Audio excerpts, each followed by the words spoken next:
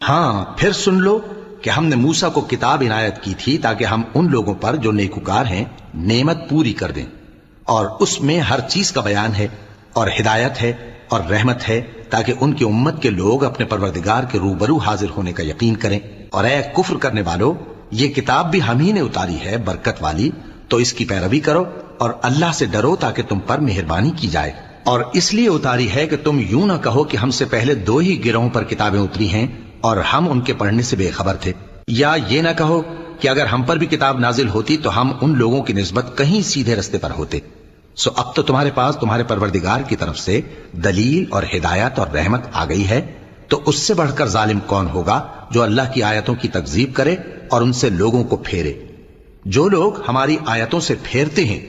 اس پھیرنے کے سبب ہم ان کو برے عذاب کی سزا دیں گے۔ یہ اس کے سوا اور کس بات کے منتظر ہیں کہ ان کے پاس فرشتے آئیں یا خود تمہارا پروردگار آئے یا تمہارے پروردگار کی کوئی خاص نشانی آ جائے۔ جس روز تمہارے پروردگار کی خاص نشانی آ جائے گی تو جو شخص پہلے ایمان نہیں لایا ہوگا اس وقت اسے ایمان لانا کچھ فائدہ نہیں دے گا، یا جس نے اپنے ایمان کی حالت میں نیک عمل نہیں کیے ہوں گے تو گناہوں سے توبہ کرنا مفید نہ ہوگا۔ اے پیغمبر، ان سے کہہ دو کہ تم بھی انتظار کرو، ہم بھی انتظار کرتے ہیں۔ جن لوگوں نے اپنے دین کے حصے بکھرے کر لیے اور خود بھی کئی فرقے ہو گئے، ان سے تم کو کچھ کام نہیں، ان کا کام اللہ کے حوالے۔ پھر جو کچھ وہ کرتے رہے ہیں وہ ان کو سب بتائے گا۔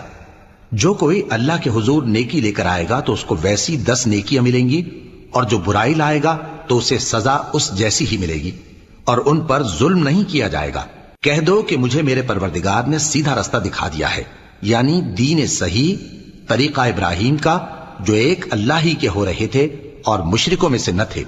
یہ بھی کہہ دو کہ میری نماز اور میری قربانی اور میرا جینا اور میرا مرنا سب اللہ رب العالمین ہی کے لیے ہے، جس کا کوئی شریک نہیں، اور مجھ کو اسی بات کا حکم ملا ہے، اور میں سب سے اول فرما بردار ہوں۔ کہو کیا میں اللہ کے سوا کوئی اور آقا تلاش کروں، جبکہ وہی تو ہر چیز کا مالک ہے، اور جو کوئی برا کام کرتا ہے تو اس کا ضرر اسی کو ہوتا ہے، اور کوئی شخص کسی دوسرے کے گناہ کا بوجھ نہیں اٹھائے گا۔ پھر تم سب کو اپنے پروردگار کی طرف لوٹ کر جانا ہے، تو جن جن باتوں میں تم اختلاف کیا کرتے تھے وہ تم کو بتائے گا،